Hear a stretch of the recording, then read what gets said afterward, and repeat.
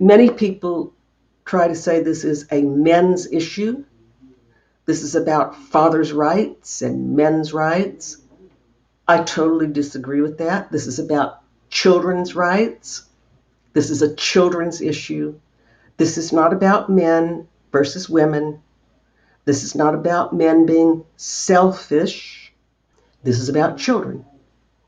What is best for children? It is not best for children when one parent hoards the parenting. Hoarding is not what benefits the children. Sharing is what benefits the children.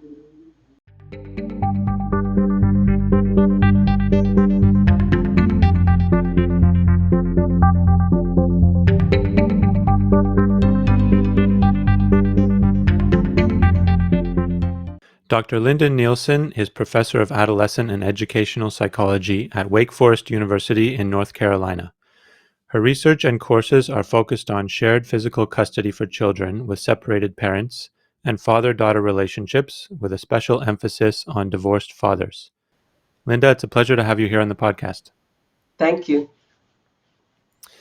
So I would like to go into the main research that you've published in recent years, which is it's a review of 60 studies on shared physical custody for children following divorce.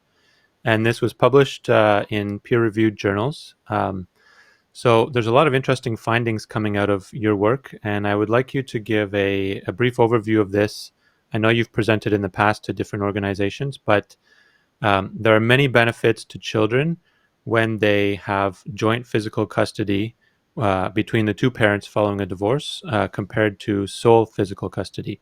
So let's go into the benefits, but maybe just to start off, so we can define these terms so the audience knows what we're talking about. What is joint physical custody? Right. Just to make it simple for our podcast here, let's just call it shared parenting. It is joint physical custody, but shared parenting is a simpler word. The researchers mean something very specific by that. Shared parenting means that the children live with both parents year-round, at least 35% of the time, but in most of these studies, the kids live with their parents 50-50 throughout the year.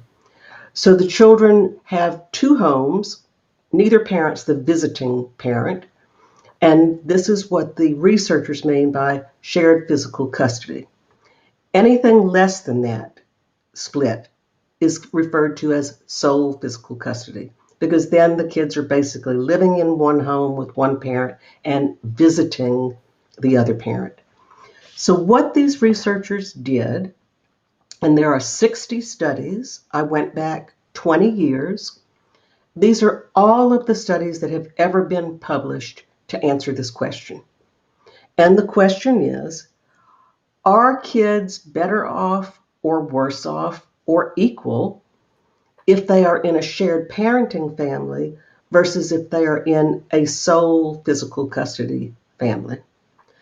We've got 15 different countries involved in this, 20 years of research, 60 different studies.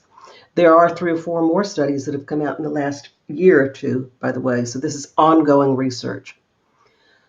So what the researchers did is they compared each group of kids, sole and shared, to each other. And some of the researchers also compared those kids to children in intact families. So we've got 2 different ways of measuring how well the kids are doing. And what did they find? The shared children had better outcomes. Well, what outcomes?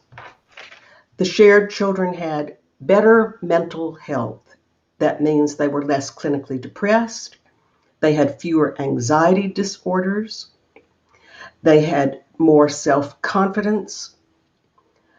They had fewer physical stress-related problems. In other words, if you're depressed and if you're anxious and if you're stressed, that's going to come out in your body. So what they found is the children in the shared families had better physical health because they're less stressed. So they don't have the stomach aches, the back aches, the neck aches, the insomnia, the eating problems. They're less stressed, therefore their bodies are healthier. So those were two of the major findings in terms of your kid's mental health, your kid's physical health.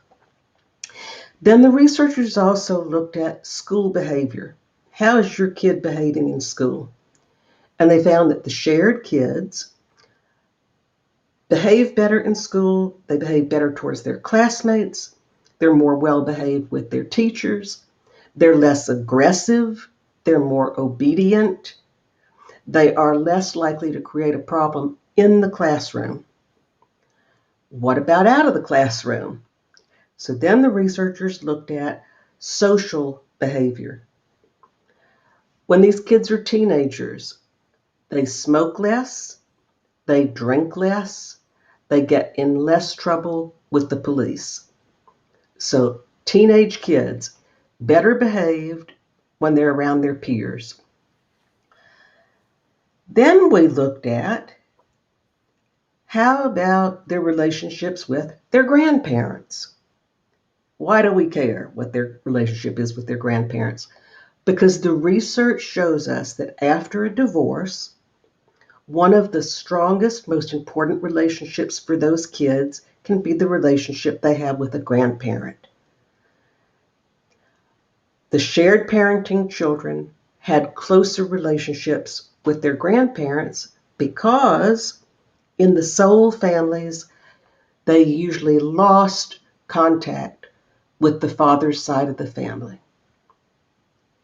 Not just your grandparents, your aunts, your uncles, your cousins.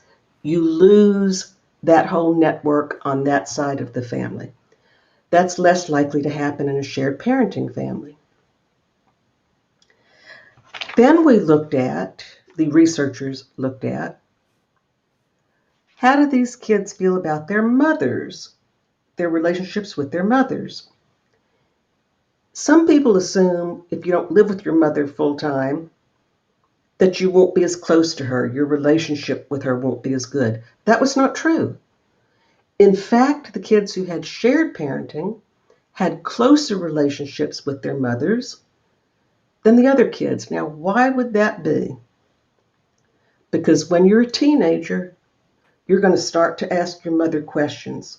Why isn't dad around? Why can I only see him on the weekends? Why am I not free to see my father when I want to? That can create resentment towards your mother if you feel she was responsible for that. Why didn't you share with dad? So there's a payoff for the mothers here, a real payoff in terms of how your kids feel about you. Then, of course, in the studies, what the researchers were most interested in, what is the quality of your relationship with your father? This was the strongest finding of any of these other outcomes. The kids in the shared families, not just while they were living in those families, but when they were adults, after they've grown up, they're out of the house, they're gone, they have better relationships with their fathers than the kids in sole parenting. Of course, the immediate question that people ask is, well, how do you know it was the shared parenting? You don't know that. You can't prove that. Maybe it was because the shared parenting people, they didn't have any conflict. They're buddies, they're pals, they get along just great. They're co-parents. That's why these kids are better off. Wrong. Some of the researchers looked at the level of conflict in the shared parents and the sole parents. Very little difference in the level of conflict. Very little difference. Then the researchers said, let's put conflict into this picture. What about in really high conflict families? Your parents are just fighting and mean and ugly and acting like little spoil babies. The researchers wanted to know, well, aren't those kids better off if they just live with one parent? and see the other parent every other weekend. I mean, all this high conflict must be terrible if they try to live in two homes. Wrong. Even in the highest conflict families, the children were better off in shared parenting. Now, how can that be? We know that conflict is not good. We know that it's not good for kids to be dragged into the middle of their parents' arguments. Doesn't matter if you're divorced or still married. Don't drag your kids into the middle of your arguments. We know that. But if you're going to argue, and your parents are still going to argue if you do every other weekend parenting, that doesn't eliminate the conflict. Your parents are still in conflict. In fact, they might be in more conflict because one of them is being cut out of their children's lives. But what they found is this: if your parents are acting like idiots with each other, what can help children deal with that? If you can't stop the conflict, what's going to help the child? Duh. Having a great relationship with two parents. That's your Band-Aid. The conflict is like a cut. It's not very nice. You should not be cutting on your child like that. But if you can't stop it, then what kind of Band-Aid can you put on the cut? When parents are in high conflict, and then you take one of those parents away, now you've given the child two things they have to deal with: conflict and the loss of a parent. And when I say loss of the parent, 80% of the time, that parent's the father. You still see him every other weekend, but that's not a father, that's an uncle. You cannot do parenting every other weekend. You can be an uncle, but you do not have the chance to be a parent. The second question the researchers wanted to know, and parents want to know, and judges and lawyers want to know, well, maybe the difference is that the shared parenting families, they were rich. They were all college educated and really rich people. That's why their kids turned out to have better outcomes. Wrong.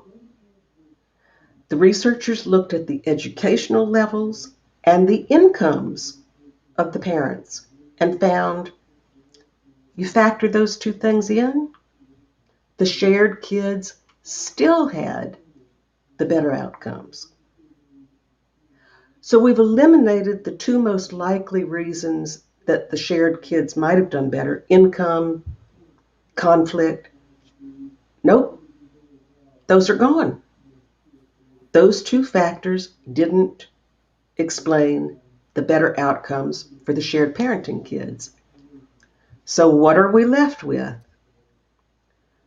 Having two parents in your life, not every other weekend, living with both of your parents.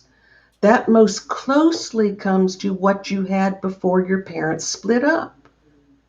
You had two parents involved in a host of activities, and so we're trying as closely as we can to replicate the intact family. The third question that came up was, but isn't this terribly hard on the kids?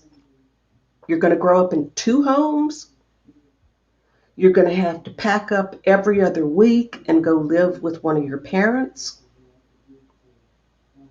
Okay. How many times a month does a child have to pack up and move when they do every other weekend? Twice. How many times a month does a child have to pack up and move when they live every other week with a parent? Twice. You're going to make two moves. The question is, are you going to go for a weekend? Try to schlep everything with you? just for a weekend and hope you haven't forgotten something at your other house, is that more convenient for you than having a week with one parent, a week with another parent? What the kids tell us with these outcomes is it's a pain in the neck. It's a pain in the neck to go see my dad every other weekend. It's a hassle. It's a hassle. It's a hassle to have to change homes every other week. Well, divorce does create a hassle. The question is, what price are the kids going to pay for the hassle? And what we're seeing is shared parenting, living in two homes. Those kids are going to get a long term benefit and short term benefit that they're not going to get by moving every other weekend. So, those were the three big pieces: the money, the hassle for the kids, and the conflict. And we're seeing again consistently with these studies different ages of kids from 0 to 20, and a real mix of the kind of families that are involved here. Not all rich, college educated people who are so friendly you can't even imagine why they got divorced. Yeah, thank you very much. That's it's very enlightening, and there's so much to go into in that. I mean, we could dive into any one of those topics, but I think what you've identified is a couple of the myths that are commonly held by people, which is that in order for the child to be effectively living with two parents in two different homes, the parents need to be getting along. They need to have a positive relationship. And you've found in your research, no, that's not the case. Even if the parents really dislike each other and they don't want to see each other at all, it's still best for the children to be living as close to 50-50% with both parents, because it's the quality time that they get with the parents. It's not the money aspect, and that's another myth that you pointed out. Um, like very often in a high conflict divorce, the mother will get majority or sole custody of the children, and the father will be paying child support. So I imagine that child support payments are reduced if the father is a 50% time parent to the children. So he has them 2 weeks a month instead of 2 weekends a month. But it's the quality of the time, not just the money, that really makes the positive impact in the children's lives. Is that correct? Correct. And I cannot speak for Canadian law, but in the States, when you do shared parenting, yes, it affects the child support payments, but those are not enormous differences in what the parent is paying with every other weekend, just to clarify that. But going back to the child support money, they have found a much stronger, this is a different set of research, there's a much stronger link between fathering time than there is child support money and the outcomes for children. In other words, the money doesn't matter as much as the fathering. And I think that is an extremely important point because in some people's minds, there is an impression that the main contribution of a father to his children's lives is financial provision. He goes out and works, he earns an income, and he gives a big part of that income to his children, and supports the home. But what you found in your research is it's the role of the father as a parent, teaching, guiding, um, giving lessons, spending time, going on little trips, doing things with the children, playing, all those things. It's that time that's the real benefit of the father, not just the money that he brings. Exactly. And here's a very easy way to bring this home. Think about a married family. The father works 50 hours a week, he makes a ton of money, and he hardly ever sees his kids. Those kids are wealthy. They've got plenty of money coming in from dad, and they never see their workaholic dad. we've got research showing those children are not getting the kind of fathering they need, and the money doesn't offset it. Right. Yeah. So I mean that's a really it's an important point to drive home is that for any man who's listening to this who is a father or is thinking of becoming a father, it's not just the money that you bring into your family that matters. It's you. It's your time. It's your words. It's your actions. It's the involvement that you have day to day with your children and helping them to grow up into adolescents and young adults. That's the most important role that you can play. And I'd like to add there too, Warren, part of the controversy about shared parenting is what if the children are under the age of 4? Oh, then the dads need to wait. You need to wait till your child is 5 years old before you can do shared parenting. No. We have 5 studies that looked at shared parenting for children under the age of 4. Those children were better behaved. They slept better through the night. They did less biting and hitting in preschool. Okay? Hmm. It was the same positive impact. So fathers need to hear not only do we not need your money, first of all, to be the most important thing, but we need you there. We children need you there when we are babies. We need you there when we are infants. We need you there when we are a year old and 2 years old. And we have a vast literature now, research on the importance of fathers to your babies and your toddlers. Right. So that I think that dispels the myth that the mother is the more important parent. She's the primary, and the father's role is secondary. It doesn't matter as much. Even for very young children, the father's role is very important. Of course, mother is too, but we shouldn't discount the role of the father for young children. Absolutely. Yeah. So just to summarize a little bit of what you've been saying, there are 5 major benefits to equal shared parenting after a divorce. Children do better in school. They have better emotional and psychological health. They have better physical health, reduced stress. They're more well behaved, less delinquency, less use of drugs and alcohol, etc. And they have better relationships with the parents and the grandparents in the extended family. Hmm. So there's a whole lot of positive things to be said about it. And these benefits accrue regardless of the level of income of the parents and regardless of the level of conflict between the divorced parents. So even if they're fighting, even if they're low income, it's still best if the children can live half time with both parents. Yes. Yeah. And we do know, of course, that it's challenging in terms of which families aren't able to do this, maybe because the parents live very, very far apart in distance. It also, when we talk about conflict, let's be clear, we are not talking about physically abusive parents. If you are a physically abusive parent, we ought to think about whether or not you should even be seeing your children every other weekend. Physical abuse is not what we're talking about when we talk about high conflict. All right. So, abusive parents, children need protection from abusive parents.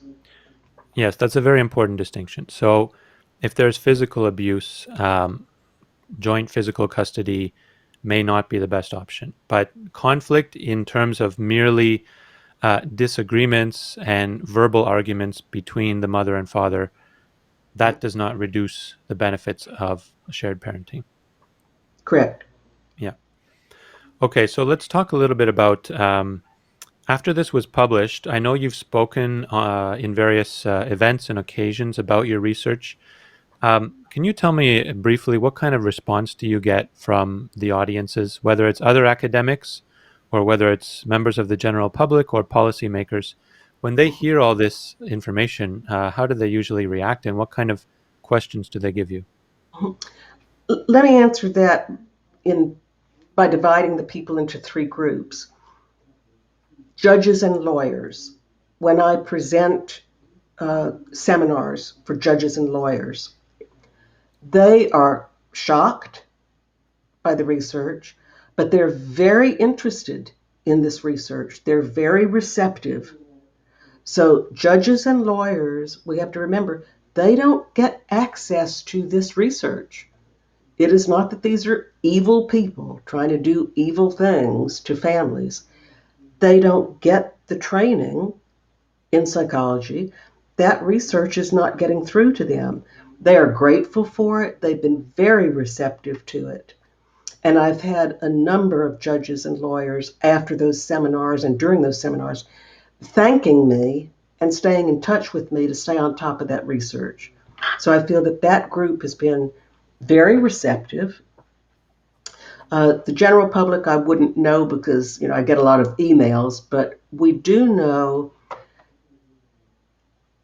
from my work with state legislatures in the United States. Every state has its own custody laws, but 21 of our states are presently revising their custody laws. I've had many requests from legislators who are on these committees who are thinking about revising these laws. I get many, many, many emails from them asking to see this research and asking me to talk to their legislative committees about the research. So that's a second group that's very interested in it, where we could make a big impact in changing states' custody laws. 3 states now have changed their laws to 50-50 parenting. That's Arizona, Kentucky, and Arkansas. And part of the reason for that was the research had been presented to them.